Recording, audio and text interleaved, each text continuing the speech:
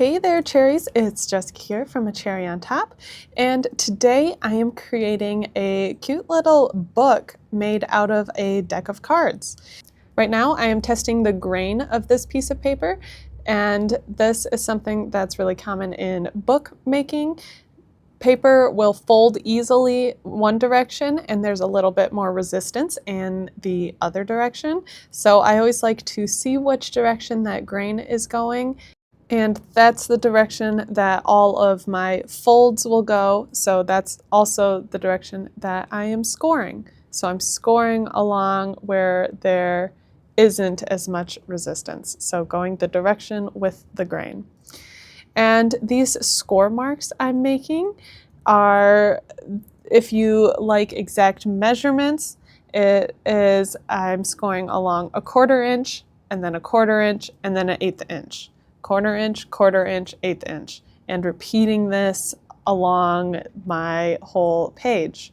If you're not so much a numbers in that way, I am going across 2 ticks on my scoreboard twice and then 1 tick. I know the first time that I saw this, I was super confused and did not know what was happening, but hopefully towards the end, once you can see how it's coming together, it can make sense.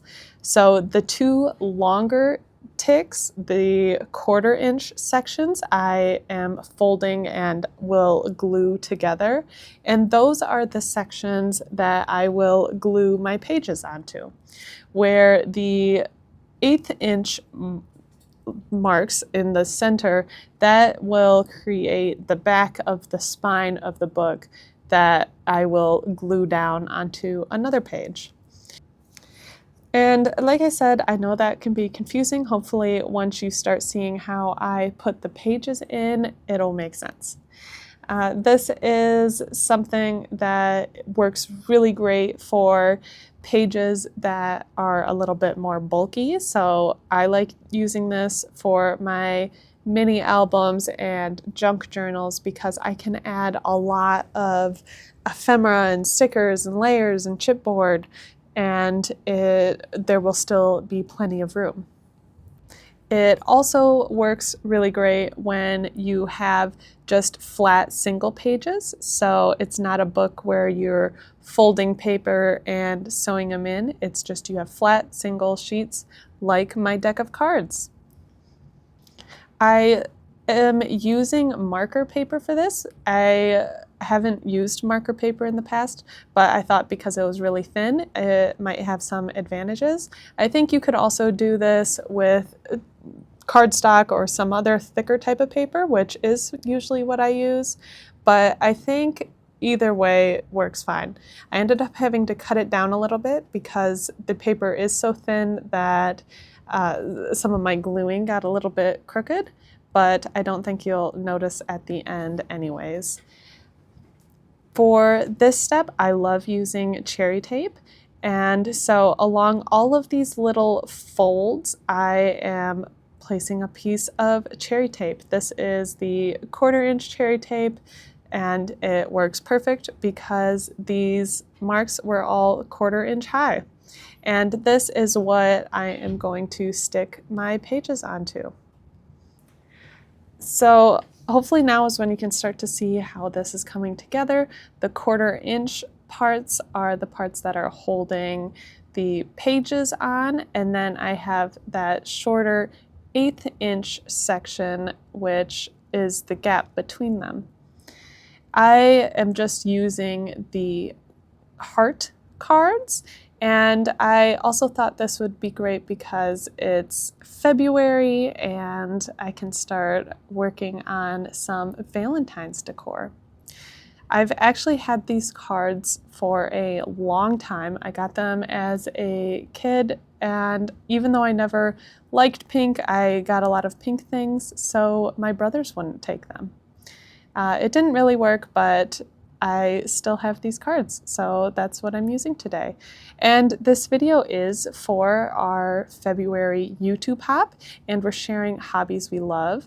So I'm sharing a couple hobbies that I love. One is playing games and cards, and the other hobby is bookmaking. I took a bookmaking class when I was in college, and it wasn't really a class that I wanted to take, but it fit into my schedule, so I was like, okay, I'll take it. And it ended up being such a fun class, and I've made so many books since then, and this is another one that is just really fun, and I'm excited to start working in it. I'm planning to use it as more of a junk journal. I wanted to add some thickness to my cards, so I'm doubling them up in thickness-wise. So I backed all of my pages with another card.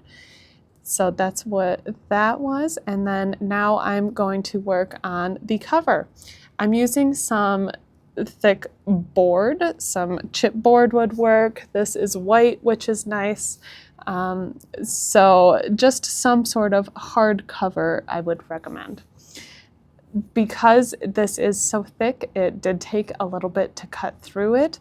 I found using the trimmer to cut the front side, and then use the trimmer to cut the back side, and then use an X-Acto knife to cut through the rest. That was the best system that I found for cutting this thick board.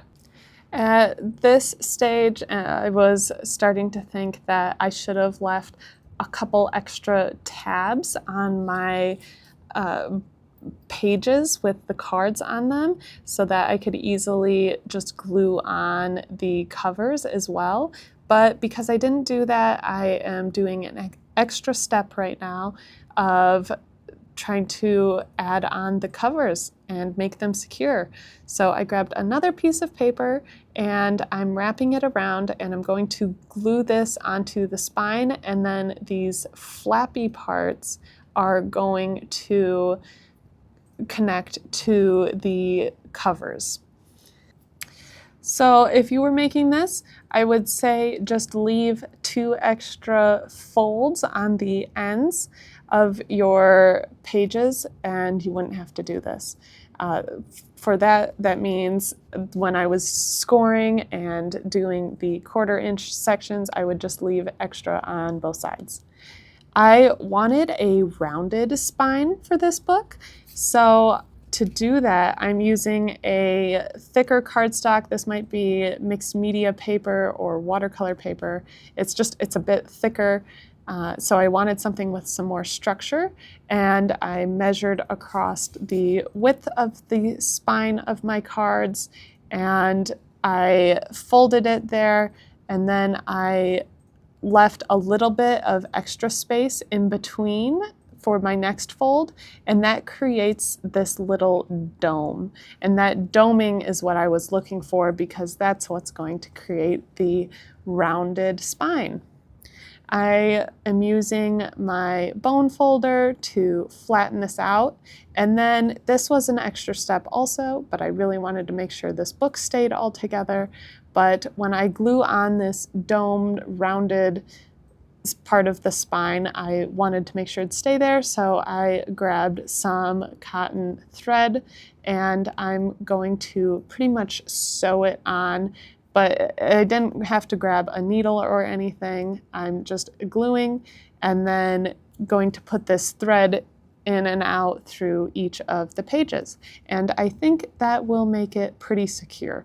This is an extra step that you may not have to do. I decided to do it because these cards are pretty slippery and hard to glue to.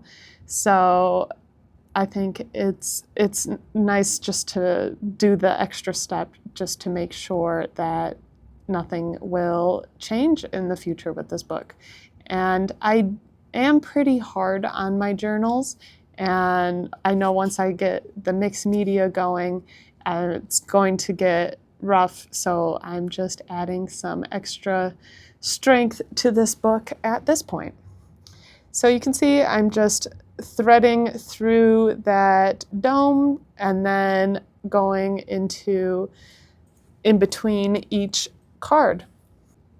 Once I've gone through each of the cards, I'm going to tie it off, and I just ended up sticking these loose threads through that dome and just gluing them there.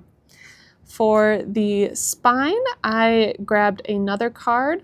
I would have loved another Queen of Hearts, but this spade looks close enough to a heart, so that's what I'm using. And I'm scoring it at how thick the spine is. And then I had the great idea of sanding off the really shiny, glossy part of this card so that the glue would stick better. If I'd thought of this earlier, I would have done it to my other cards on the inside of this book as well, but they seem like they're holding just fine with the cherry tape. I decided to grab a stapler and staple this on just to, again, make sure that it stays and it doesn't move. Again, even though I sanded, these cards are still kind of glossy and I just don't want anything falling off. And you can see here how that extra flap is helpful because it's really holding my covers on. I wanted a ribbon tie closure, so before I stick on my cards that I'll have on the front, I glued on a piece of ribbon. And just like that, this book is pretty much done. Make sure to leave a comment below to be entered to win a $25 A Cherry on Top gift card because this video is part of our YouTube hop. And then make sure to also check out all of the other design teams' videos and leave comments on their videos as well. I always love these YouTube hops. There's so much inspiration. I love seeing all of the projects. And like I said, this hop is sharing hobbies that we love. So I know I'm looking forward to learning a bit more about our design team. And the cherry on top of all of that is you could potentially win a gift certificate. So hopefully you can see how I'm finishing up this card book. I am just putting on the inside parts. I decided for the front and the back covers to use the back sides of the cards, and I can't wait to really jump in and start getting messy with this. So look forward to more videos of me using it. Thanks for watching.